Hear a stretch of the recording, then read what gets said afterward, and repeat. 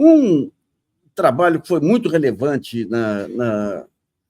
no combate à Lava Jato foi levar o tema internacionalmente, inclusive com a questão do lawfare, e pegar a consciência jurídica internacional, os grandes juristas aí, para mostrar os abusos aí, para contrabalançar aquela campanha, a maior operação anticorrupção da história.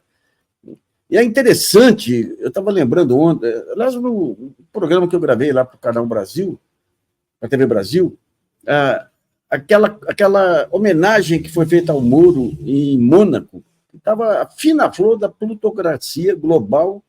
Por quê? Foi graças ao Moro que temos acesso aí ao pré-sal, temos acesso aos negócios. E um trabalho muito importante no plano internacional, no plano jurídico, foi feito pela jurista Carol Proner. Eu agradeço muito a presença aqui, Carol. Muito obrigado por ter aceitado o nosso convite aí. Luiz, Nassif, um prazer estar aqui com você nesse domingo de aniversário da Lava Jato. Que coisa. Uma honra para mim ser convidada, viu, Luiz? Eu admiro muito o trabalho do GGN, inclusive para revelar essa farsa jurídica para o país. É isso.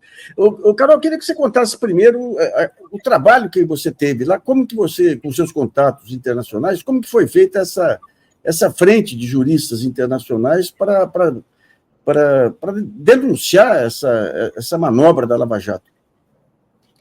Bom, para falar a verdade, a gente não sabe bem como é que isso começou, porque tinha uma mistura entre denunciar o que acontecia politicamente no país, a bandeira nossa aqui no país, organizadamente com instituições, e inclusive com a Associação Brasileira dos Juristas pela Democracia, que foi criada, a DOC, né, foi criada para isso, com essa finalidade, dada a inação da OAB e de outros organismos corporativos dos advogados. Então, nós fomos para fora denunciar a prisão política de Lula, dado a cada vez mais flagrante situação processual artificial que se criava. E ontem eu assisti o programa com muita atenção ontem e vi a advogada Dora Cavalcante falando do mecanismo jurídico, né, que levou tanto Lula quanto outras vítimas desse processo mais abusivo.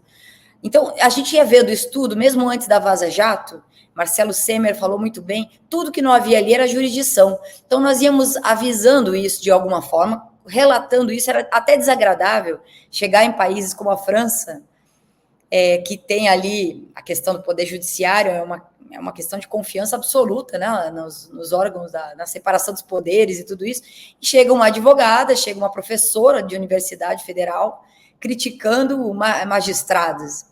Não é algo assim muito bem recebido a princípio, as pessoas desconfiam, né? Porque a princípio não existe essa possibilidade, né?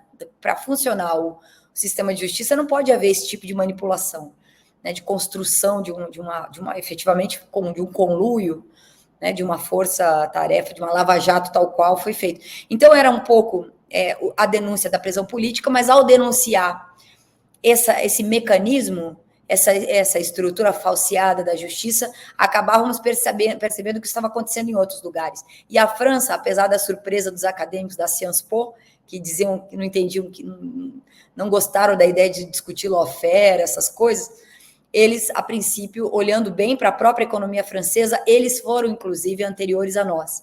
Então, assim, a Alstom, né, que é aquele livro que você às vezes cita, e a gente precisa prestar muita atenção naquele engenheiro, o Pierucci, que passou 2 anos preso nos Estados Unidos porque não baixou a cabeça, porque não se deixou culpabilizar, porque ele não entendia o que estava acontecendo, e ele sim acreditava no Estado francês e que a embaixada ia defendê-lo, etc. E ficou lá preso, sem fazer acordo de delação por 2 anos, em situação absurda, ficou em todo tipo de presídio.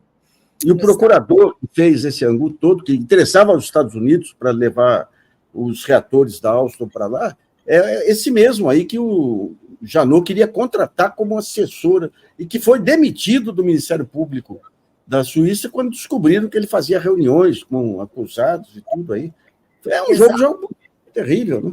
É um jogo pesado e, como eu disse recentemente numa entrevista, não dá para se queixar do hegemonismo e dessa estruturação do hegemonismo jurídico A gente pode se defender, pode se percebendo, se defender, criar, mas eles vão exercer o hegemonismo, pedir para que eles não exerçam. Então, tipo, não é uma questão assim, é um grande cérebro internacional jurídico, uma arquitetura que prejudica, que é feito. Não, eles têm acordos de cooperação internacional, eles têm os acts, né, os tratados, em que se uma empresa quer comercializar, quer transitar suas ações em bolsas abertas, em bolsas de valores, precisa cuidar da corrupção efetivamente, não pode se envolver em processos que danifiquem acionistas. Então, tem aí um processo, bem ou mal, baseado na transparência e na proteção de um acionista, e o exercício, portanto, dessa hegemonia. Agora, nos Estados Unidos, eles perceberam que isso era um ativo importante para, eventualmente, desestabilizar economias, e efetivamente isso foi usado.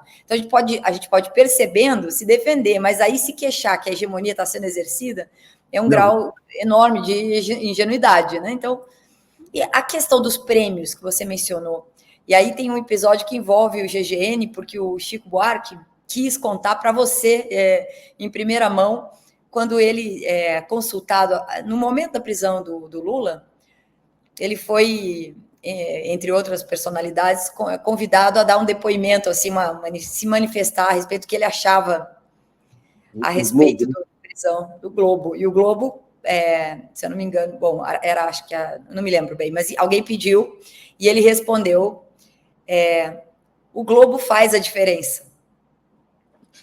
Foi uma ironia. Na hora eu mesmo tinha me esquecido, eu falei, mas daí que eu me dei conta, eu falei, claro, o prêmio faz a diferença, eu fui até procurar saber, lembrar o que é um prêmio que tem como objetivo homenagear personalidades brasileiras que se destacam nos jornais devido à sua luta para mudar, engrandecer, melhorar o Brasil na sua área de atuação.